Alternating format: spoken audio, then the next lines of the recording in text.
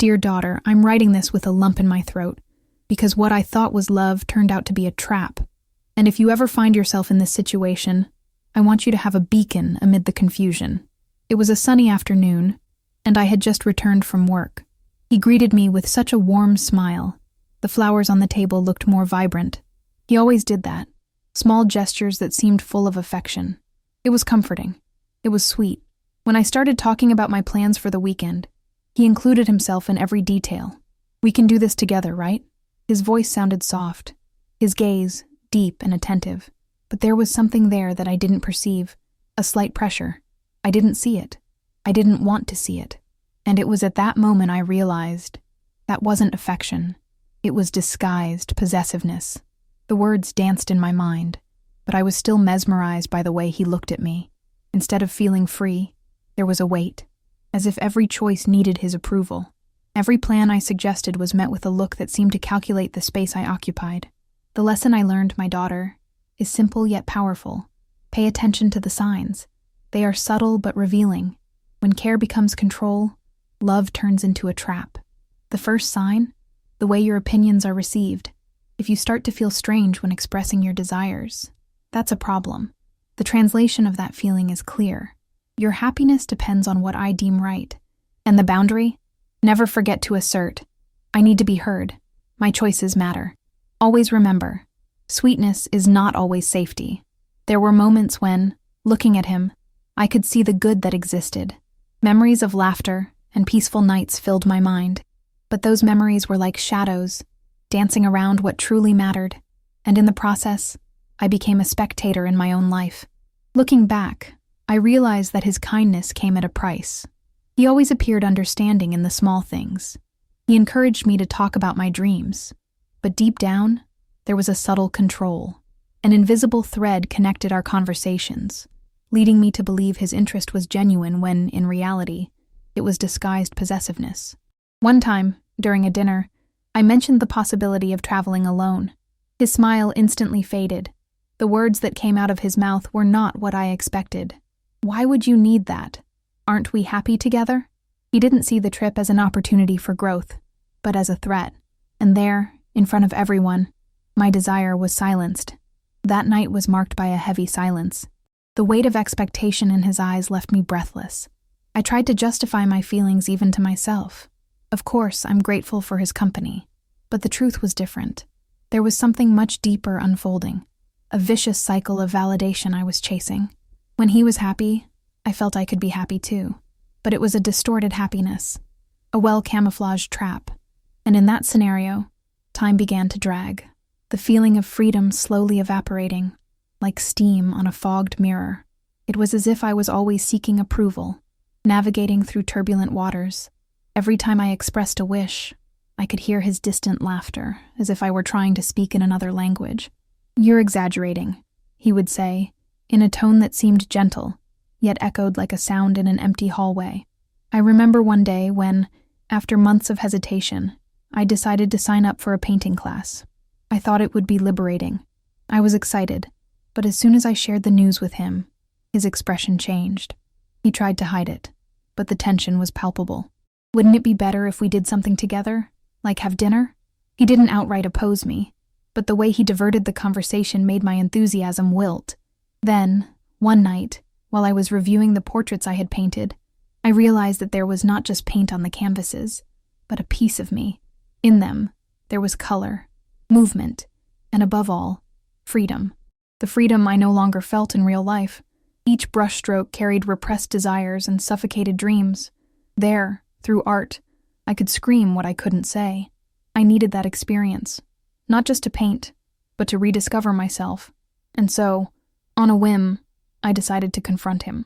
During a discussion about our weekend plans, I said, "I want to continue my painting classes. I need this." His reaction was immediate and predictable. The closed-off look, the tension in his muscles. "You don't understand. It's just a distraction. What you really need is us." That sentence cut deeper than I had expected. In that moment, I realized it wasn't about love. It was a game of control. Every word he said reinforced that pattern. My heart raced, but at the same time, a growing determination surged within me. The weight was becoming unbearable, and I knew I had to change the narrative. I needed to reclaim my voice. I want to be heard. My choices matter. As I uttered that phrase, something broke. It was like triggering a silent storm. He remained silent, stunned. Perhaps he hadn't expected me to speak up, or to put myself first. At that moment, reality became clear. The line between love and control had been blurred for too long, and now it was sharp as a cut.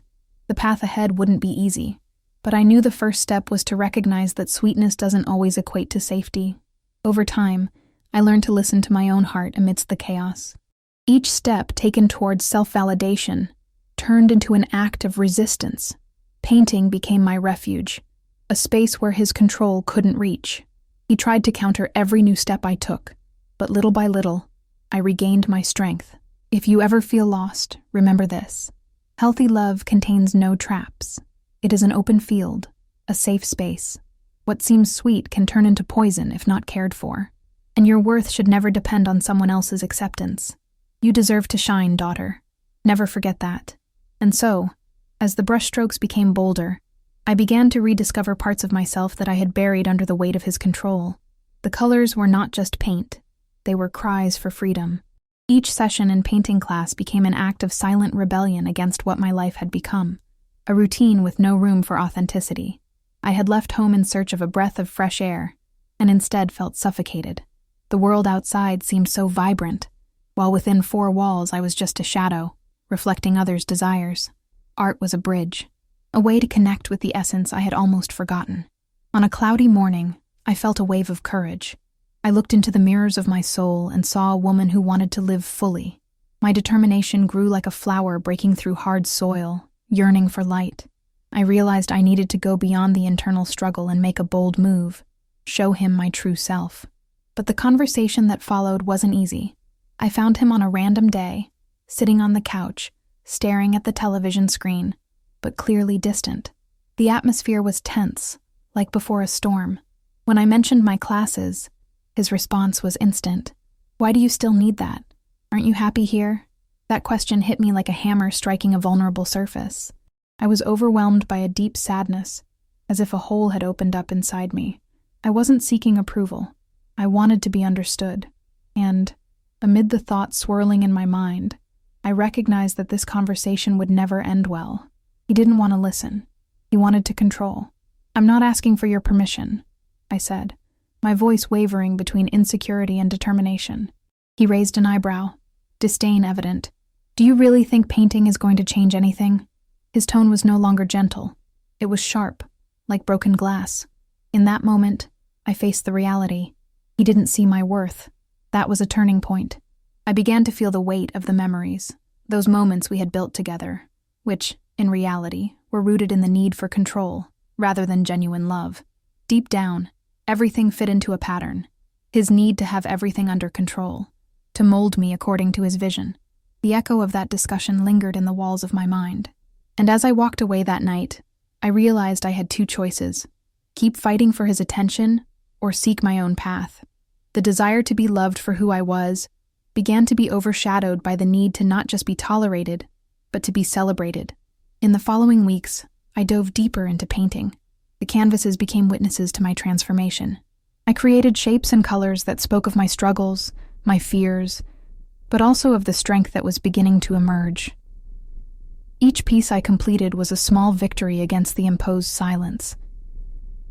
And with each new creation, I realized that my art expressed things I still couldn't verbalize.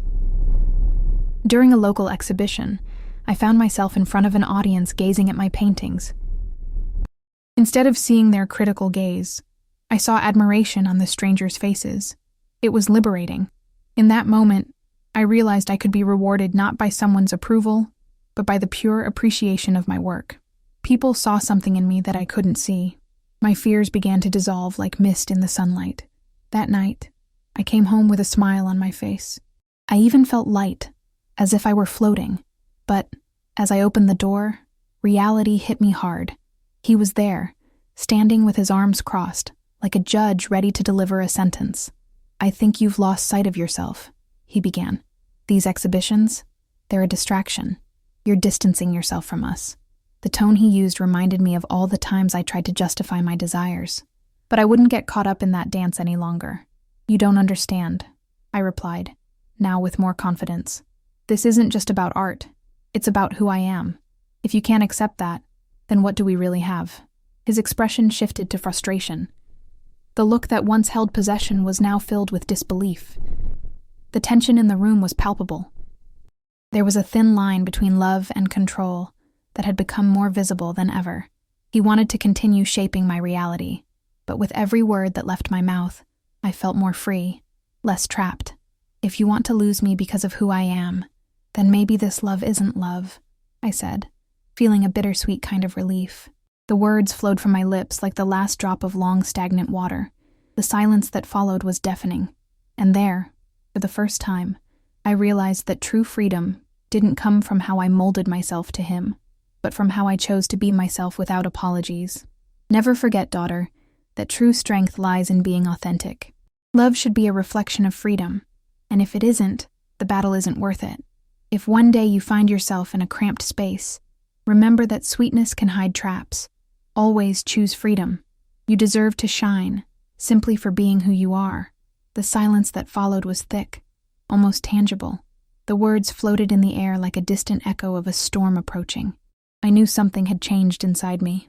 Resistance was growing, pulsating like a drum in my chest, dictating the rhythm of my newfound freedom. But the tension between us didn't fade. He stood there, watching with eyes that seemed to try to decipher me. "Are you really going to let this affect us?" His tone was a mix of disbelief and desperation, as if he wanted to pull me back into the box I had been in. I looked into his eyes, trying to decipher whether there was still love there, or just the reflection of disguised control. What I saw were shadows of possessiveness, shadows slithering like snakes seeking a way to seep back into my mind. But the determination that now filled me was stronger. "I'm not letting anything affect who we are. I'm choosing to be who I am," I replied, each word a weight of steel. As I left that room, I felt that, at the same time, I was leaving a piece of myself behind and taking with me a new version of what I could be. As the days dragged on, the tensions transformed into a strange dance, a game of cat and mouse. He tried to pull me back, but now there was an invisible barrier between us. It was a constant struggle, but I had begun to learn to sense every move, every gesture, picking up on the subtle signals that had previously gone unnoticed. I remember one night in particular when he sat beside me while I painted. The smell of the solvent mixed with the sweet aroma of the flowers on the table. He tried to sound understanding, but his comments resonated like little bombs. "Why don't you paint something I'd like? You know I prefer it when you do portraits." His eyes were fixed on the canvas, but not on the art. He was looking at me, as if trying to mold my brushstrokes. After a moment of reflection, an idea came to me. "I paint what I feel, and that's a part of me," I said, not looking away. The silence that followed was deafening. It wasn't just about the painting.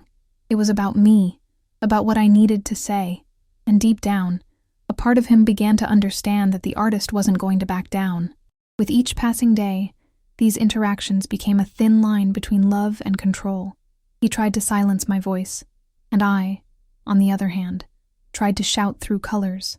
But there were days when I felt pulled into his gravity, like a tide refusing to leave the dry sand. In moments of weakness, I wondered if all that effort was really worth it. And in that emotional whirlwind, I began to question the fragility of my feelings. One night, after a long day, I found myself facing a blank canvas. The paint seemed to be waiting eagerly for me, but I was exhausted. The weight of our relationship threatened to stifle my creativity. The desire for freedom mingled with the fear of loneliness. A sad sketch began to take shape. With my heart racing, I picked up the brush, but hesitated. What did I truly want? To paint an image of freedom, or to tell the story I was living? That's when I realized that each stroke could be an act of resistance. My feelings were not weak. They were my allies, and I needed to embrace them, not fear them. Using a deep red, I painted strokes that represented the pain. A dark shadow took shape, invading the canvas as a symbol of everything that imprisoned me. But beside it, a bright light began to emerge, equally strong, a representation of the strength I had yet to fully acknowledge. It felt like each color expressed a part of me that had been suffocated. And contrary to what I feared, That image was not a scream of despair, but a call to life. The recognition that I had power over my own destiny. That night, enveloped by the darkness of the room, I made a silent pact with myself. I would never again allow love to be confused with possession. And within the context of that promise, something powerful began to unfold within me. From that moment on, it didn't matter what he said. I had found the courage to express who I truly was. Art became my voice, and I promised that no matter what happened, I would never again allow anyone to extinguish the light I carry within myself.